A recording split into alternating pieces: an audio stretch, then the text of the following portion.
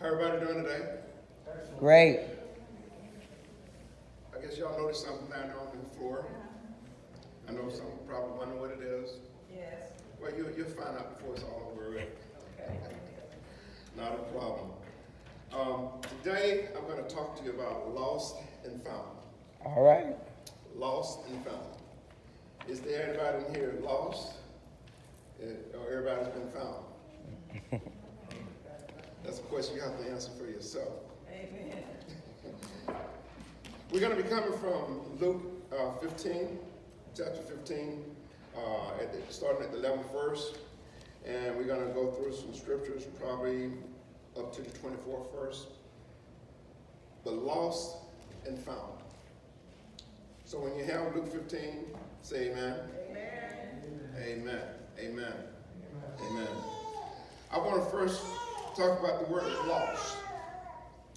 Lost is lacking assurance, lacking self-confidence, helpless ruins or destroyed physically or morally, no longer known, unable to find the way, no longer visible, found, a new start, a new beginning, to make better, to come upon by searching or effort. So you have to make a decision in your mind and in your life. Do you want to be lost or do you want to be found?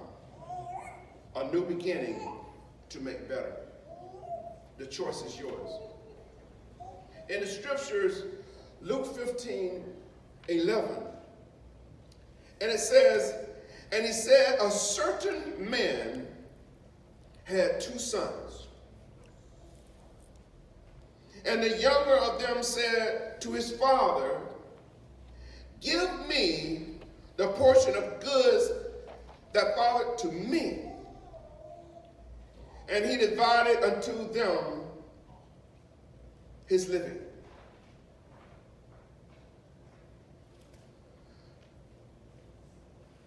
The son wanted what his father had stored up for him. But I'm here to say it was not at the right time for this young man, but he wanted it and he wanted it now. And I just want to say is that a lot of times a person think that they are where they're at, but they're not where they should be. And this son, he had puffed himself up to where, I can take care of myself. So you just go ahead and give it to me.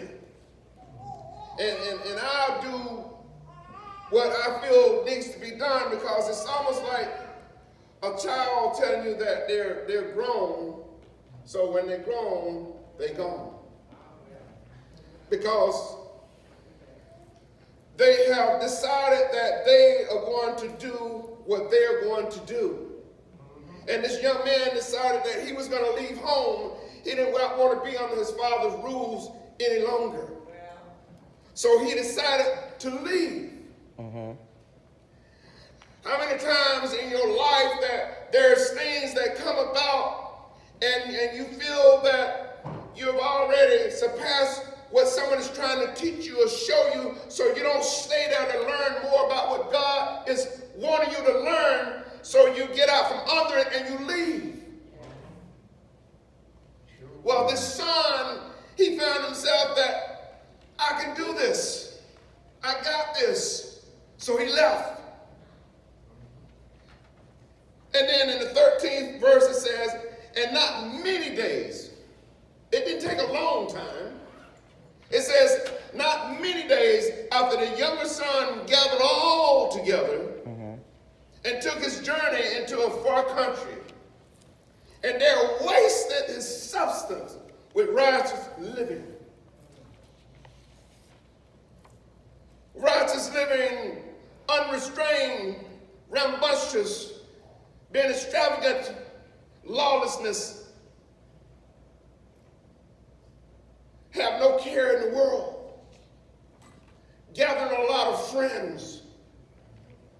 Have you witnessed, I know I have you witnessed someone that is coming to an abundance and they feel that they have it going on because they have a lot of money, they're rich.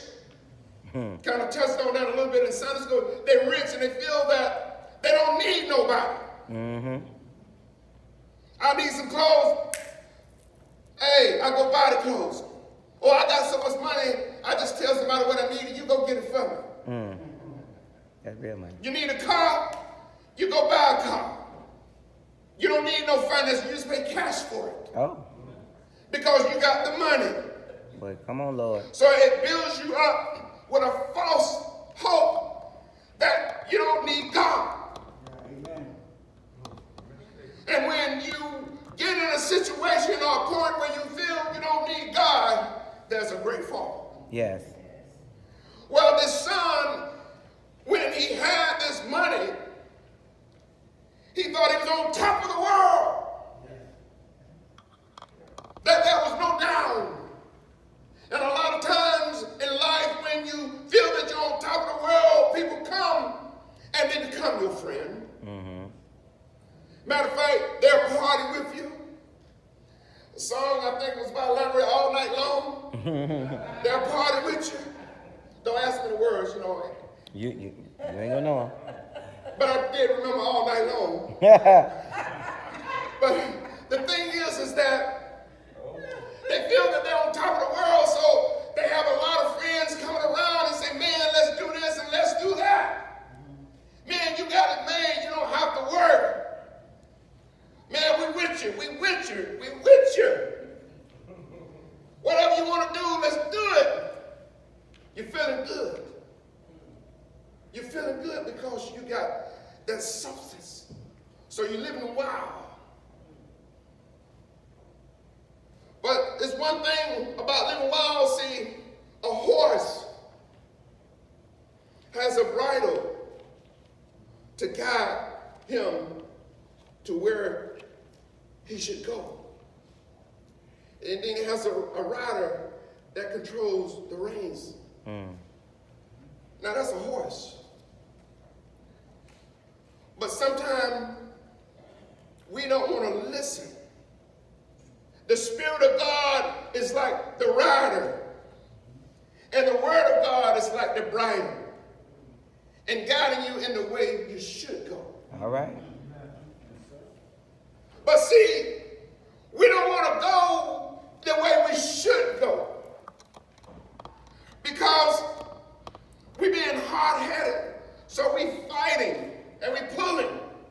And then all of a sudden, you're just running in all kind of directions. Amen. Now, I don't know if any of you have ever ridden a horse, but I have. No. One time I ridden a horse and I had a ride of my life. A ride of my life on this particular horse. I got on this horse and I decided I was in control. I had the reins. I was in control. I wanted to go fast.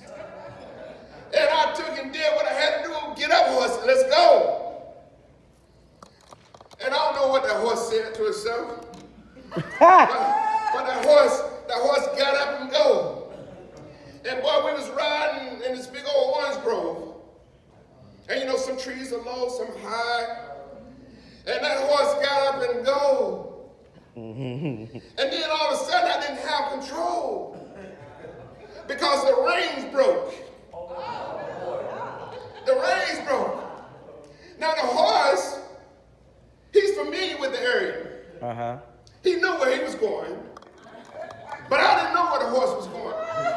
The horse was running through trees. And I'm like this here, trying to, almost like a cowboy story, trying to avoid the limbs. Because see, the horse, he's down here and I'm up here on top. And I said, Lord, help me with this horse. And you have to let God take control. And God told me, just reach down, all the way down. and grabbed the horse under his neck and raised it back slowly. I didn't want to hurt the horse, but I didn't want to hurt myself. So I pulled the horse back where he couldn't see where he was going. So when I did that, the horse decided to stop. But see, sometimes in life, we get out there and we don't realize that the Word of God and the prayers can be a stopping mechanism. Save you from yourself. Because I could have kept riding and really injured myself. But God allowed me to have an escape, a way out. And I took it. Thank you, Lord. We need the Word of God, y'all. Sometimes we're around and living and doing things and we think we're doing it on our own. I got this. No, we need God is what we need. We cannot do this by ourselves. Sure can't. You may think you can, you may feel like you can, it may seem like you can, but you cannot live in this earth without God and be successful. Yes. In the 14th verse it says, and when he had spent all, there arose a mighty famine in the land. And he began to be in want. And he went and joined himself to a citizen of that country. And he sent him into his fields to feed the swine. And he with fine have filled his belly with husk that the swine did eat. And no man gave unto him. He would find himself looking at the husk and saying, this looks good. It's tasty because I'm hungry. You know, without the Word of God and without living the life God would have you to do, even the worst of the worst will begin to look good to you. You will begin to settle for less and not worry about the best that God has for you because you're not believing in yourself. You got to believe in God. So I can imagine him realizing I come from a wealthy status, having all these different things, and then I decided to go on my own. And I decided to do it my own way. There's another song, I did it my way. But your way is not God's way. Amen. There's only one right way, and that is God's way. That's the only way that we all are truly going to make it. Now, I'm not saying that I'm without fault, because I've made many mistakes. But the thing is the getting up and not staying there. You got to get up. You can have a pity party and say, oh, nobody cares for me, nobody loves me. You can sit there and have a pity party all day long. But God does care. This person, sometimes we depend on others or other resources. See, when he had the money, he had all these things thrown at him, he felt that he was totally in control. That he had it going on, that this is the way life is going to be. I don't have to worry nobody. I've made it now. I don't need nobody. And see, a lot of times in life, what happens is that we don't realize that it may be raining today, but there's going to come a time when it's not going to be raining. Yes. You're not planning on the famine in the land where everything is dried up and you can't get nothing.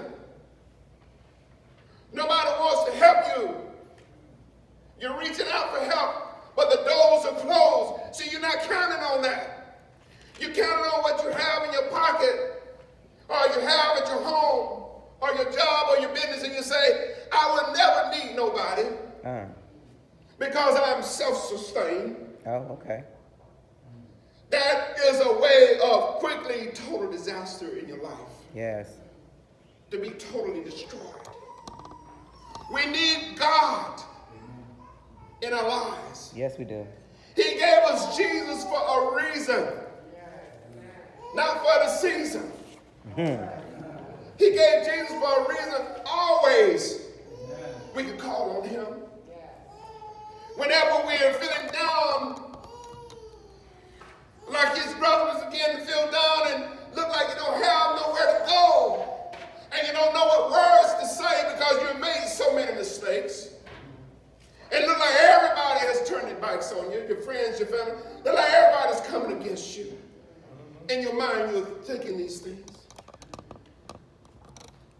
And it may not all be so, but you're thinking. And sometimes you don't know the words to say. It's like, I don't know how to talk to God. I need God. I want God in my life, but Lord, I messed up.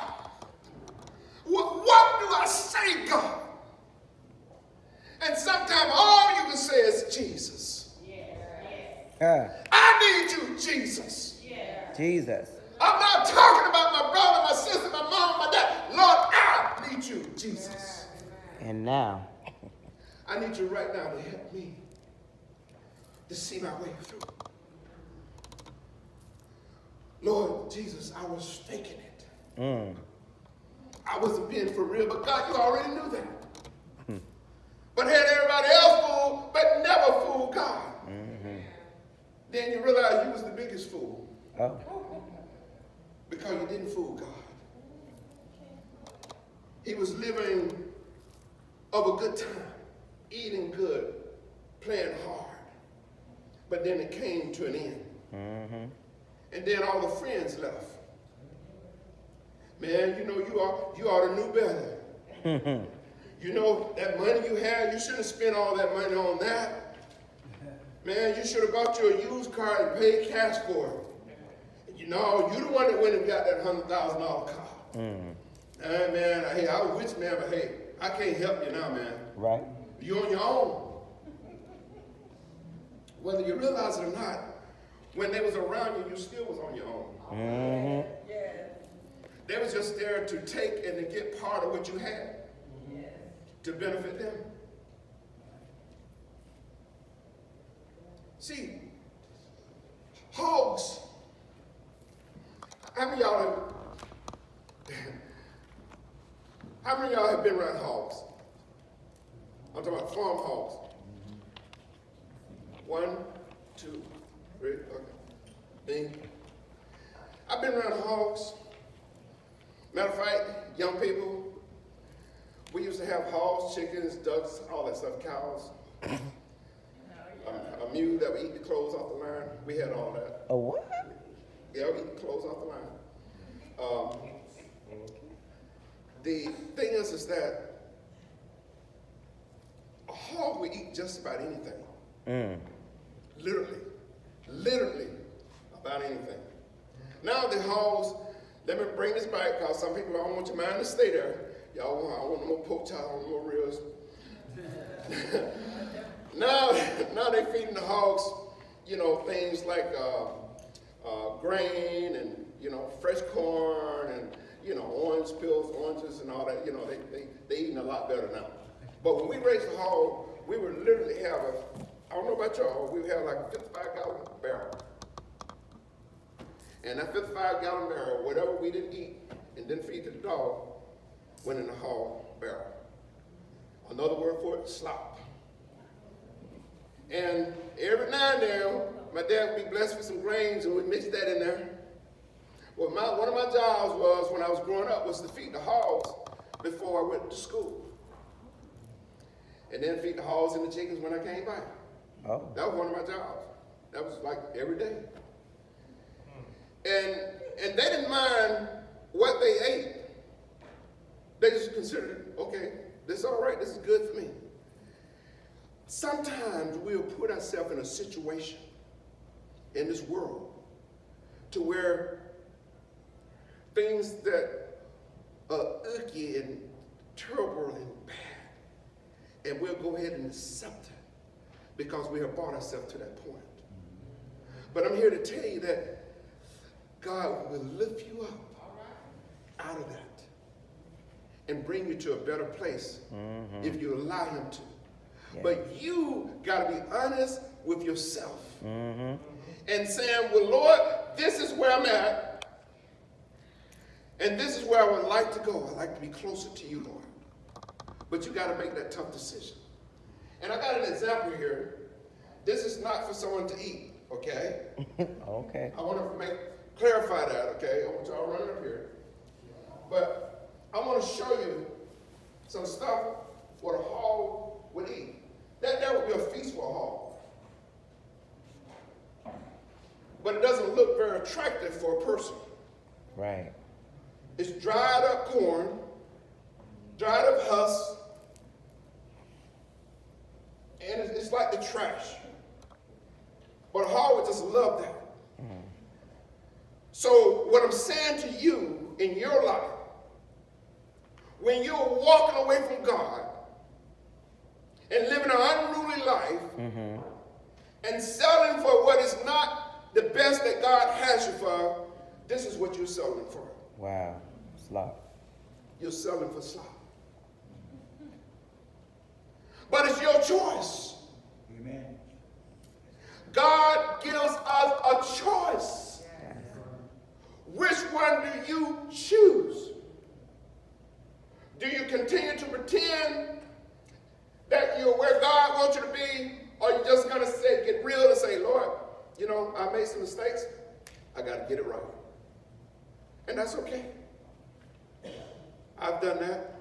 Sometimes I have to do it each week because sometimes I make a mistake. But you can't stay there. There's not a one of us in here that haven't fell short. But what I'm trying to say is, don't settle for the dried up, smelly things of this world that is not the best that God has for you. Because whatever and however you dress it up, it's still slop. There's a hog trough. It's still slop. Runs over, the hogs, they just eat it up off the ground. They don't care. Eat a little dirt with it, no problem. But it's so many in the world that are eating this up and thinking that they are doing good. And when all they're selling for is the slop. Now, I'm here to show you, this is good corn. Oh. That's good corn. That is not slop. This here is good corn. This is not slop. Right. Now, you tell me,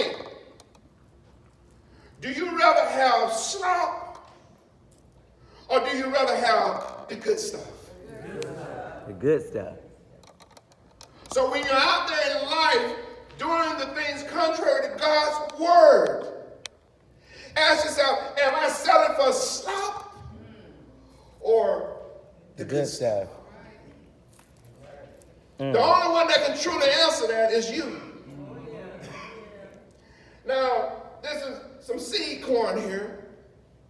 My wife and I, we're going to bless y'all with this after service. The good stuff. Now, this is your choice. Y'all can get it till it's gone. I want the good stuff.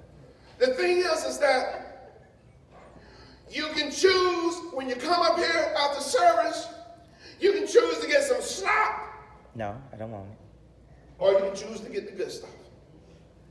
Now, if you can see the difference of this and this right now, the good and the bad, why each and every day sometimes you choose the bad stuff when the good stuff is obvious. But yet you leave it in place. God is present. He's right here. He's right here. God is here with us right now. Right now, God is Yes. But who are you going to trust? I'm right here. But yet you'll go past God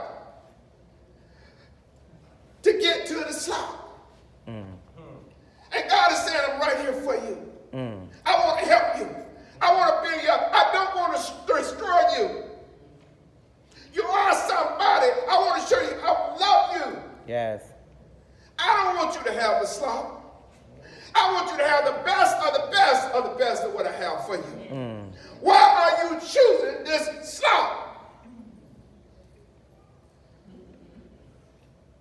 But we make that decision. Yes.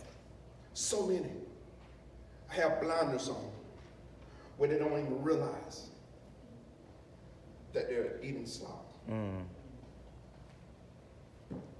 Because they make up in their mind that they are having good stuff.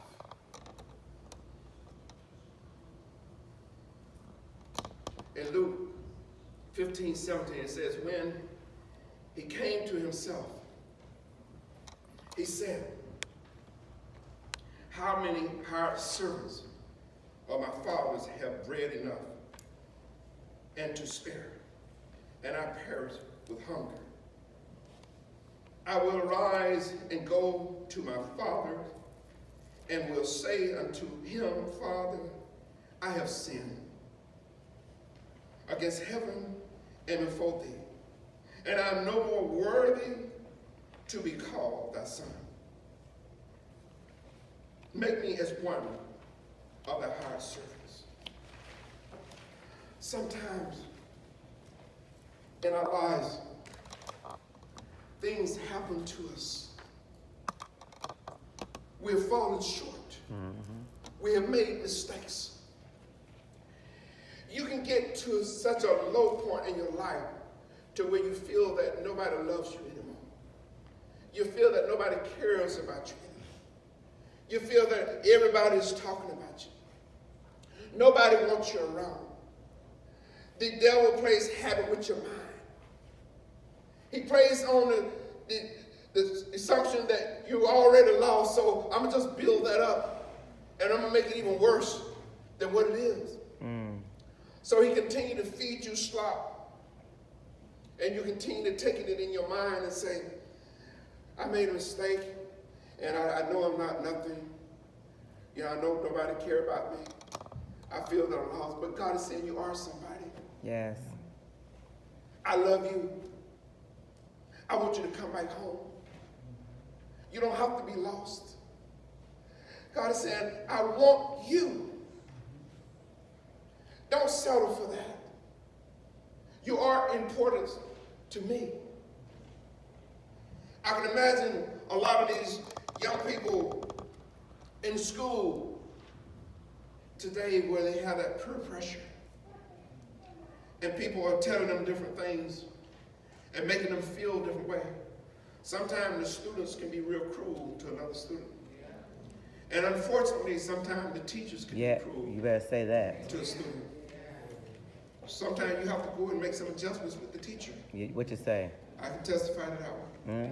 Me too. But you have to do it in a rightful, respectful manner. But it can be done. The thing is that you made a mistake. You fell short. But don't stay there. See, the devil, the enemy, Lucifer, whatever you want to call him, can build you up in your mind and say nobody cares about you anymore. What's the use? Build that pride up in you. You got to advocate that pride. You got to swallow it. You got to swallow that pride. If you're hungry, you're hungry. If you're in need, you're in need. Don't let the pride build you up where you're saying you're all right and you know you're not all right. You know things are falling apart around you. You know that you've been living a ragged life. You know that you're right there with the slop. And you done been around it so much the slop began to taste good to you.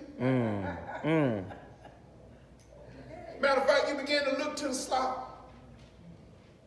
And just like the hogs, it become a feast to you.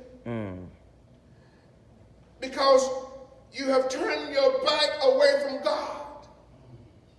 You have betrayed yourself as one way, but God knows that you really is another way. So you have to swallow your pride and say, God, I come to you. I repent. I want to turn away from all of this. I got to get it together, Lord. And he will give you strength. Yes.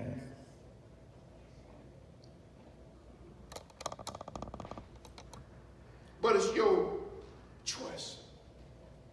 Just like it said, the hired servants are eating better than him, living better than him. Why?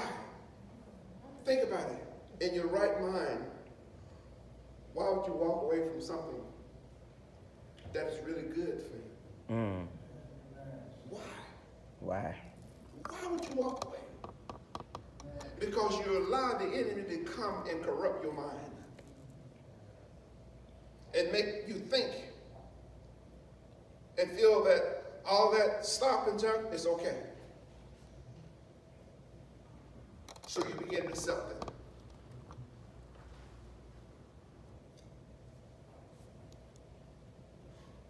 My thing is, whatever it takes. No matter what I've been through or what I'm going through, all I can say by the grace of God, that I'm here. And I can say, but God. But God. It ain't Melvin, but God. If it wasn't for his grace and mercy, Jesus Christ shed blood, I would not be here. This is a daily walk. In the 20th verse it says, and he arose and he came to his father. But when he was yet a great way off, his father saw him and had compassion and ran and fell on his neck and kissed him. And the 21 down to 24 says, and the son said unto, those that have the papers not on there, and the son said unto him, Father, I have sinned against heaven and in thy sight, and I am no more worthy to be called thy son. But the father said to his servant, bring forth the best robe and put it on him, and put a ring on his hand and shoes on his feet. And bring hither the fattest calf, not a little weak whipped cow, and kill it, and let us eat and be merry. For this my son was dead and is alive again. He was lost and is found. And they began to eat and be merry. What about you? Do you need to come back home? Do you need to get to where you was before? It's your choice. In the beginning of that, talked about today, where there was a lady, a woman that had 10 coins, and she lost one out of that 10. She searched for it until she found it. That one. And then rejoiced when she found it. And then you have this shepherd, over 100 head of sheep, and he lost one. But yet when he found that one, they rejoiced. So I'm going to put it to plain terms for you ladies. Ladies, you got 12 pair of earrings. So I can testify this because I got a wife, y'all. Sometimes her earrings love to drain. But that's another story. You lose that one earring. You got 12 other pair. But yet you don't have no peace until you find that one. Amen. Well, the husband have to take the drain apart.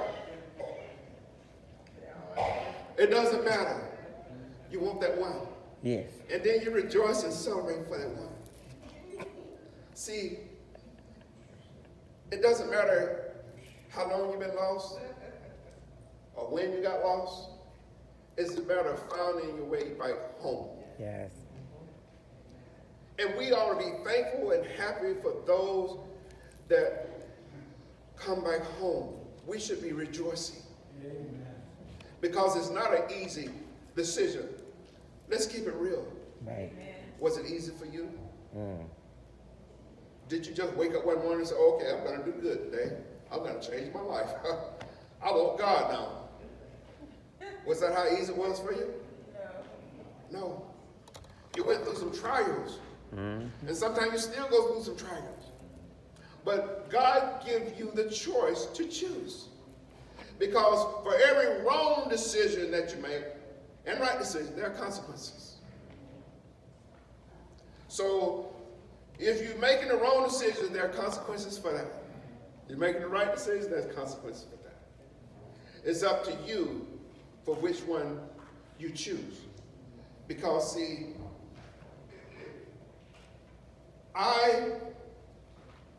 this may look mighty good to a hawk, but that doesn't look good to me. So I'm going to choose the best. I'm going to choose this nice, fresh corn. That's what I'm going to choose. My son,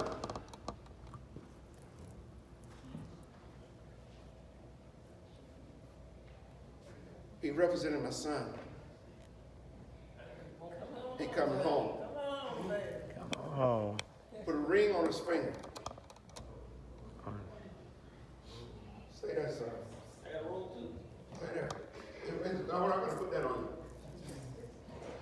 But see, God has a way of blessing us. Uh-huh.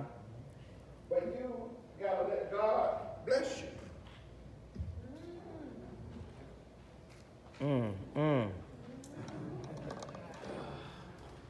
So, no matter how you was before you came back to God, God can take and clean up all of that that you was a part of and make you new again. Yes. My daughter, come on. The thing is that Come home, daughter. you have to realize in the Bible, I'm not just talking to the men. Mm-hmm. I'm not just talking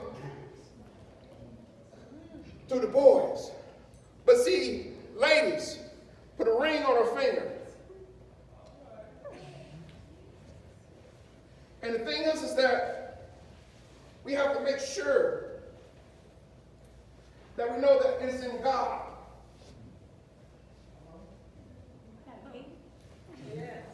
Go ahead, girl.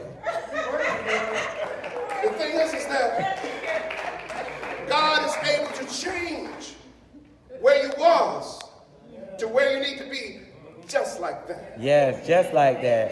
Amen. Just like that. Amen. Because you went from having nothing to having something. Something. But you got to make the choice to come on home. Come on home. And let God do what God does. Mm-hmm. God can change it. He can turn your whole life around. But you got to allow him. You got to decide whether you want the slop or you want the best. The best is what you need to choose. But every day of your life, It's a choice. both choices are there. Mm-hmm. Every day, when you get up in the morning, the choice is there. Some of us let our wives go out or your husband go out and you don't even speak to them. Mm. And then when they come home from work, hey honey, how you doing? No, it's too late now. It's too late now. You're going to have to, work on that. Get better. Get better. Thank you. Thank you very much. Bless you. You're royalty. You're stepping on your royalty. You're stepping on your royalty, girl. Amen. God is able Yes, yeah. But it's all about choices. Yes. You can fake it, that you're out there living right, doing right, saying the right words. But God knows if you're right. And Shut up, dude. when that last day comes for you upon this earth and you take your last breath, like they said in Sunday school, there's no purgatory. You don't get a chance to go make no adjustments. You know, okay, I know I died this way, but Lord, I'm in purgatory now. I want to get it right. No, it's no purgatory. Your choices have been made. That choice is either heaven or hell. A lot of people don't like to talk about hell, but they like to talk about heaven. But hell is there. Yes, it is. Real. And many in church are hell bound. Because you're faking and not being real about God. You can be up here in the pulpit and not living right. Amen. Preaching to the word to God's people and still go to hell. Amen. Ministers and pastors and bishops and deacons and elders is not exempt from hell. Right. You have to make that choice. So today, you choose to be lost, or do you choose to be found? Thank you for God's word. Thank you.